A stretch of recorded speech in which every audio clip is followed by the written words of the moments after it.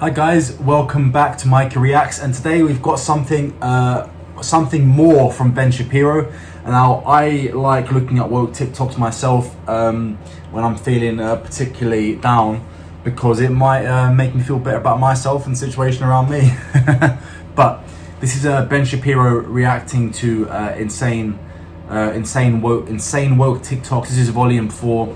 I think I'm starting from volume 4 because I've seen from 1 to 3, so we'll start from 4 and go onwards. I think there's like 14 parts, so if you guys enjoy this, there'll be another 10 videos that we can do to react to him reacting to woke TikToks.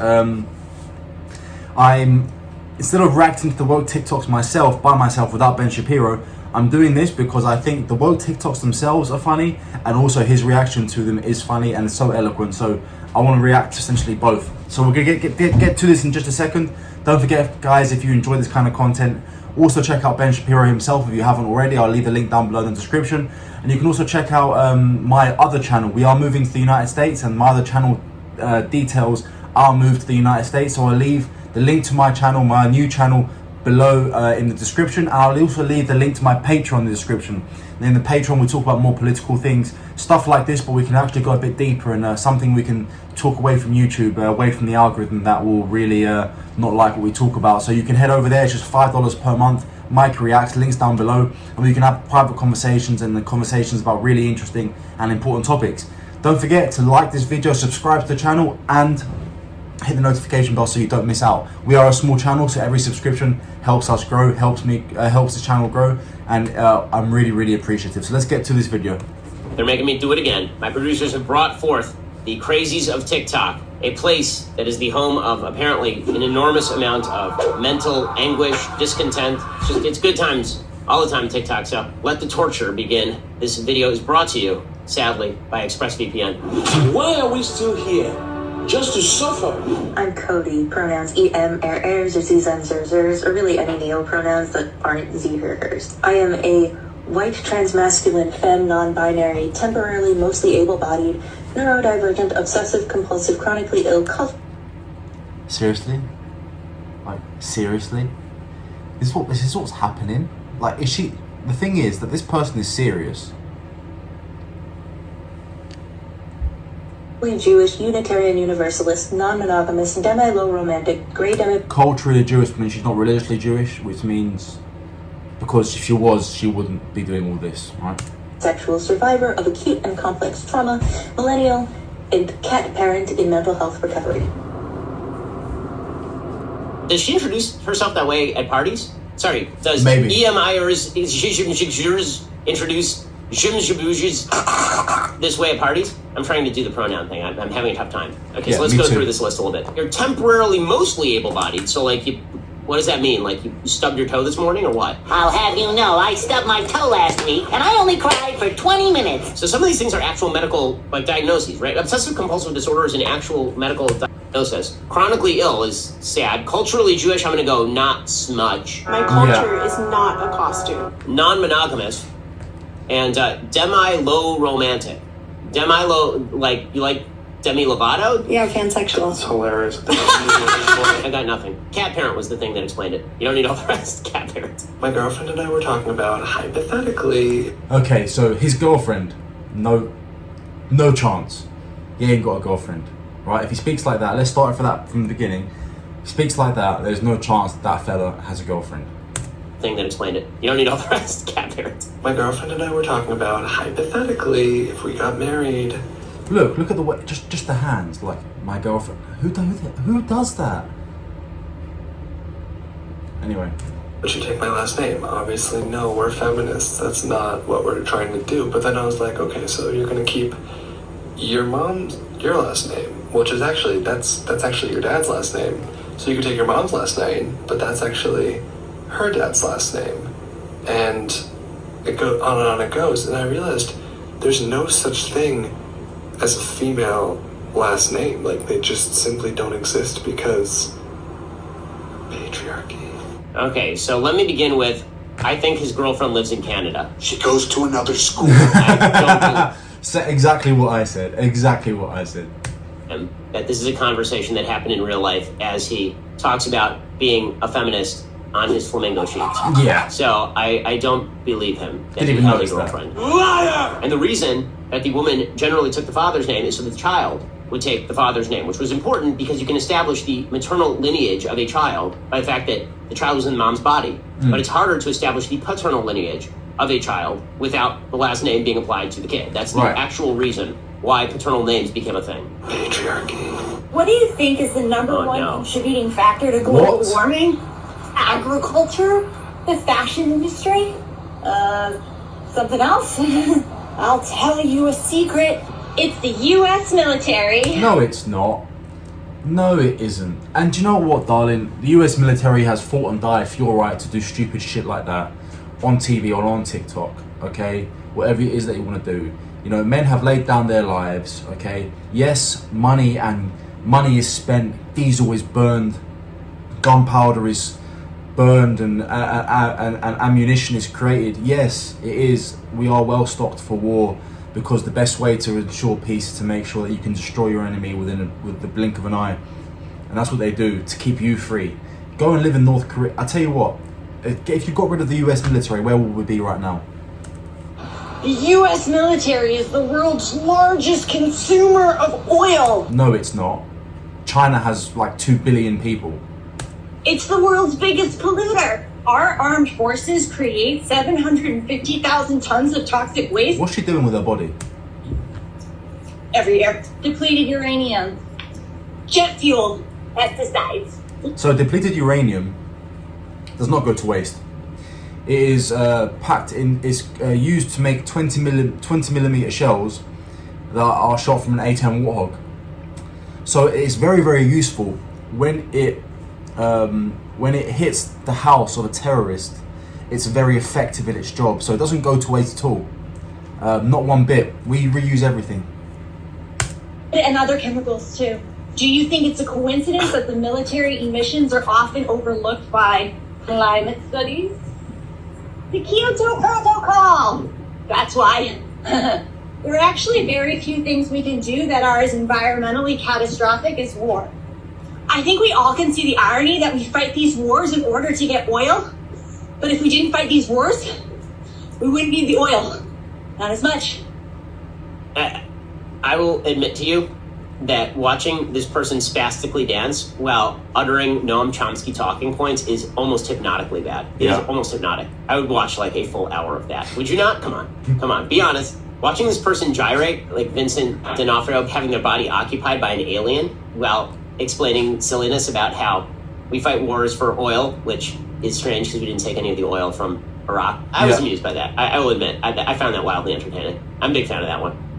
Uh-oh, okay, here we go. Here's an abortion one. Life doesn't begin at conception. When does it begin? It doesn't matter, Brandon. It's never mattered. At no point ever has it mattered whether it's just a clump of cells or a fully fledged person already accepted to Harvard University. It has never, ever mattered when life begins. The point is that a person cannot use another person's body without their permission. By forcing women to share their bodies with fetuses to keep them alive, you are actually suggesting that fetuses should have more rights than any other person. No, equal rights.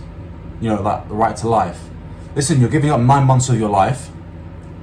Not really, right? And then you can become a mother afterwards, which you're absolutely going to love, because have never spoken to anyone, even if they had an unplanned pregnancy, who wasn't totally infatuated and in love with the child that they gave birth to. World. And that people with uteruses should have less rights. If you want a fetus to have the same rights as other people, I hate to break it to you, but you be pro-choice. Okay, so question. How did the baby get in there? Did the baby it was your decision. just randomly attach itself to you? This actually is a fairly frequent example. It was brought up by the philosopher Judith Thomson.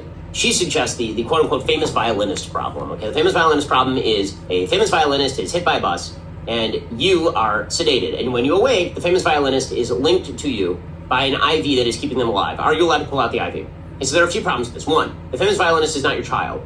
If the famous violinist were your child, pretty strong moral case, no. And that does change based on the relationship with the child. Two, what if you took the action that led to the person being linked to you, which is generally the case in abortion, right? Leaving aside rape or incest. In the vast majority of cases, people who get pregnant do so because they took a voluntary action that led to the pregnancy. That is a predictable risk of having sex. Yes. Regardless of whether you're using birth control. You know the risk that you are going to end up being impregnated. That young man is a babysitter. The question is not even whether you should decouple the baby from the uterus in most of these cases. In most of these cases, you're talking about a violent act. So if you have the violinist problem where you are linked via IV with the person, there is even a difference morally between you plucking the IV out of your arm and you getting up and stabbing the person in the head, dismembering them and flushing them down the toilet. We'll get to more of this torture, but first, using the internet without ExpressVPN, it's like walking your wanders a bit too far and gets dark and activity. It's very online data, like passwords, financial. Why use ExpressVPN? Because it's data encryption. Fire up that app, you click one button, and it gets protected. Let me show you how it works, right? So here I go. I open of using ExpressVPN 2 months for free. ExpressVPN. I actually had it because I left. So I'm driving home from a chiropractor appointment. I never actually had it because I left. Because here's the deal. I show up, I'm in the parking lot, call them up. Oh, you don't have to call us ahead of time. Okay. So I go in, no signs up about masks. No one's wearing masks. I got mine on, but okay. But then I see it. An advertisement for somebody running for the local school board taped to the reception desk so everybody can see it. Bullet points are constitutional rights, freedom of choice, blah, blah, blah. Taped to the desk at a reception of a freaking doctor's office. Oh my God, someone wants to protect your constitutional rights and your freedom of choice and what you do with your life. What a horrible person. I mean, okay, chiropractor, they're not really doctors. But still, what the hell? Why do I have to make the decision to leave the fucking office because you are an idiot? I am so fucking tired of this.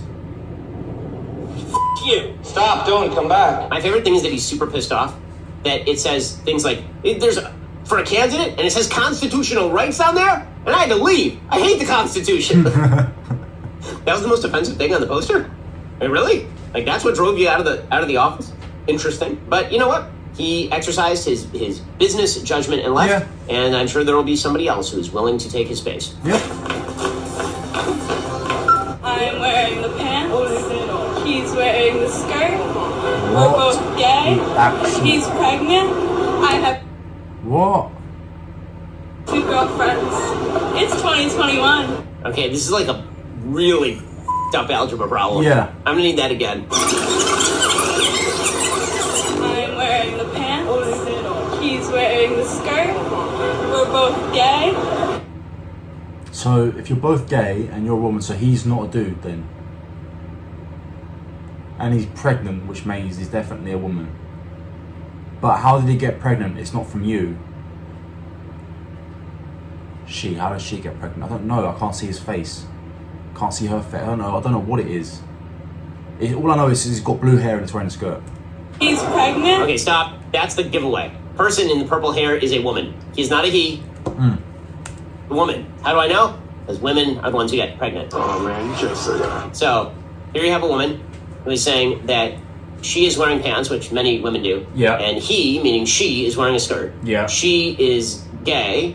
The other one is also gay, so that sort of begs the question as to how the pregnancy occurred. I assume through some, well, I mean, I'm not going to make any assumptions. Not from her, I mean, clearly. She has 2 other girlfriends, but this isn't one of them because she's designating this one a he. So she has 3 girlfriends, but one of them calls herself a man. Yes. I understand everything now. So if the question was how many women are in this equation, the answer is 4.